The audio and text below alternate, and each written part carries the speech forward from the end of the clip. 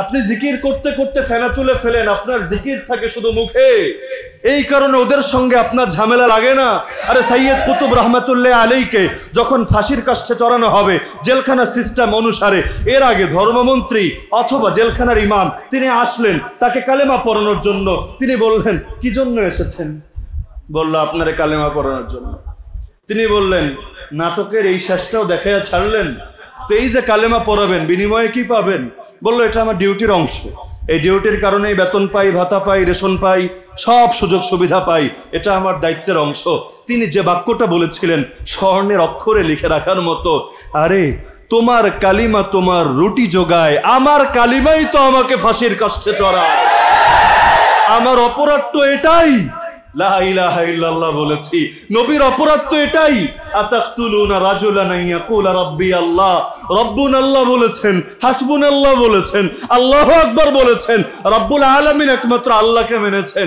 অপরাধ তো এটাই। মক্কার যুগে যদি জাহেলিয়াতের সঙ্গে আপোষ করে, বাতিলের সঙ্গে আপোষ করে, তাগুতের সঙ্গে কাঁধে কাঁধ মিলিয়ে দারুন নদওয়ার দায়িত্ব নিয়ে নিতেন, নবীর সঙ্গে এত ফাইট লাগতো না। কিন্তু লেগেছে এই কারণে হক আর বাতিল কখনো একসঙ্গে মিলেমিশে চলতে পারে না।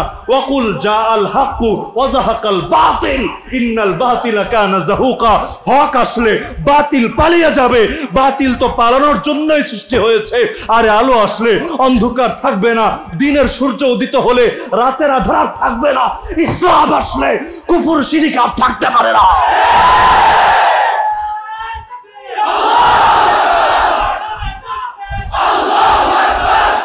আমরা নবীকে চিনতে পারিনি, নবীকে সীমাবদ্ধ করে দিয়েছে। নবীর আশিক, নবীর সুন্নত মানি, আল্লাহরে মানি কতটুকুতে? আপনি নিজেকেই জিজ্ঞেস করেন। যদি ইসলাম মানেন, ইসলাম হলো ফুল প্যাকেজ। সূরা মাইদা আয়াত নম্বর 3, আজ আমি আল্লাহ তোমাদের জন্য তোমাদের দিনকে পরিপূর্ণ করে দিলাম। পরিপূর্ণ কাকে বলে?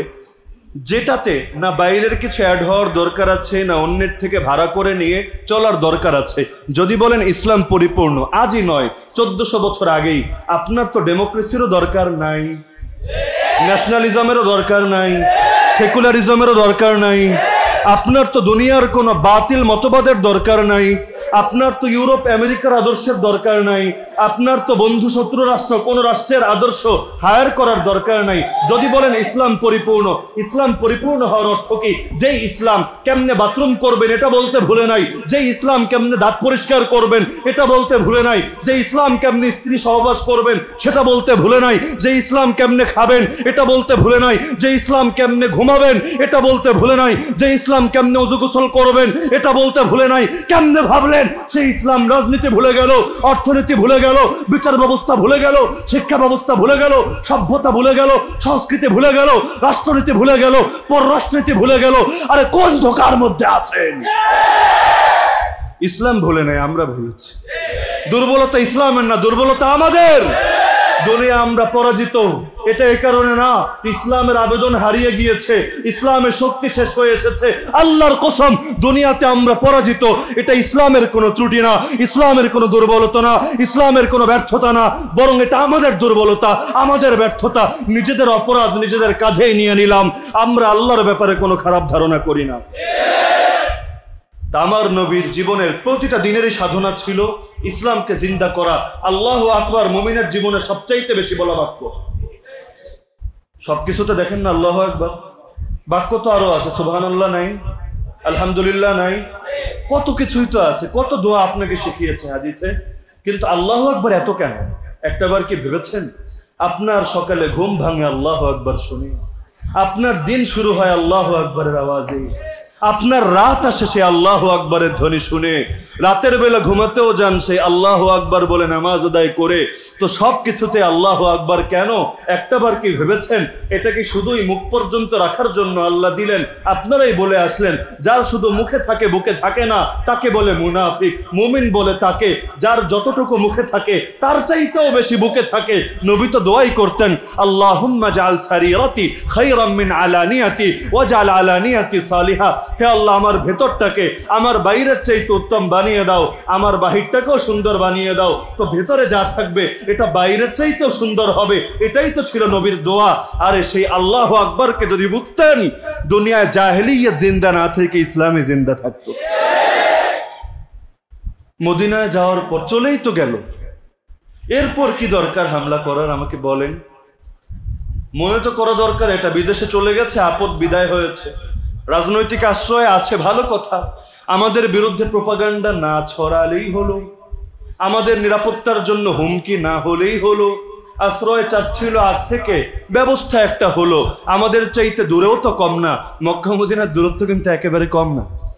এটাকে নিউ মার্কেটের খিলক্ষেত, এইটাকে ঢাকার চিটাগাং, তো এত দূরত্ব। আবার সেই যুগের বিবেচনায়, যেই যুগে এত যানবাহনও ছিল না, এত সহজ যাতায়াতের ব্যবস্থাও ছিল না, তো গিয়েছেই তো, যাওয়ার চেষ্টা কত আগ থেকে। তয়েফে গেল, একটু জায়গা দাও, আমি তোমাদের মধ্যে থেকে দিন প্রচারের কাজ করি। আরো কত জাতিরে বলল, কেউ পাশে দাঁড়ায় নাই। হায় হায়, যেই মানুষটাকে আল্লাহ বানাবেন সবার চাইতে শ্রেষ্ঠ, যার চেহারা দেখা ইবাদত, একটাবার যারা দেখলে ইমানের সাথে সাহাবী হয়ে যায়, যেই সাহাবীর ব্যাপারে কোরআনের আয়াত নেমে আসে রাদিয়াল্লাহু আন, আল্লাহ তোমার ব্যাপারে খুশি হয়ে গেছেন, সন্তুষ্ট হয়ে গেছেন। মুমিনের জীবনের সবচাইতে পরম পাওয়া হলো আল্লাহর সন্তুষ্টি। আল্লাহ কোরআনে বলেন ওয়ারিদওয়ানুম মিনাল্লাহি আকবার, আল্লাহ সামান্য সন্তুষ্টিও সব নেয়ামতের চাইতে বড় নেয়ামত। জান্নাতে যাওয়ার পর মানুষের সবচাইতে বড় নেয়ামত হবে রবের দিদার। যখন রব তাকে বলবেন আমি তোমাদের উপর চির সন্তুষ্ট হয়ে গেলাম বান্দা, আর কোনোদিন অসন্তুষ্ট হবে না। বান্দার এত খুশি লাগবে যে নেয়ামতের সামনে সব নেয়ামত তুচ্ছ হয়ে যাবে। তো সেই সন্তুষ্টির ঘোষণা দুনিয়ায় বসে পেলেন তারা, তো কত মহান ছিলেন তারা, সেই নবীরা আশ্রয় দিতেই রাজি হয় নাই। আনসারীরা যখন বায়াত দিতে এসেছিল, চাচা আব্বাস তো এই কথাই বলেছিল, বুঝে শুনে দাও, মুহাম্মদকে নিয়ে যাওয়ার অর্থ হলো গোটা আরবের তরবারি তোমাদের উপর ঝাঁপিয়ে পড়বে, গোটা আরব তোমাদের দুশমন হবে। রিস্ক নিতে পারলে দায়িত্ব নাও, না হলে রেখে যাও। আছে তো কোনো রকম, এখনো তো আমরা তাকে নিরাপদে রেখেছি। মুহাম্মদ তো এখনো এমন গুরুতর হামলার শিকার হয়নি, আমরা থাকতে ইনশাআল্লাহ চালিয়ে নিব আমরা। কিন্তু যদি মুহাম্মদকে নাও, এটা জেনে বুঝেই নাও, মুহাম্মদকে নেওয়ার অর্থ হলো শাহাদাতের বায়াত দেওয়া। এই বায়াত খালি পীর মুরিদের বায়াত না, মৃত্যুর বায়াত, জেনে বুঝে মৃত্যুকে গ্রহণ করে নেওয়ার বায়াত।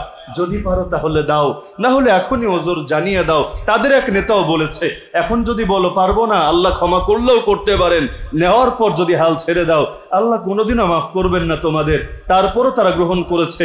যেই সৌভাগ্য তয়েববাসীর হয় নাই, যেই সৌভাগ্য ইয়ামানবাসীর হয় নাই, নবী যাদের দুয়ারে দুয়ারে গিয়ে অফার দিয়েছেন তাদের কপালে হয় নাই, আল্লাহ সেই সৌভাগ্য দিলেন আনসারীদেরকে। তো সেখানে নবী চলে গেলেন, তারপরও এত হামলা তো এজন্যই করলেন, কারণ ওরা বুঝতে পেরেছিল ইসলাম বসে থাকার জন্য আসেনি।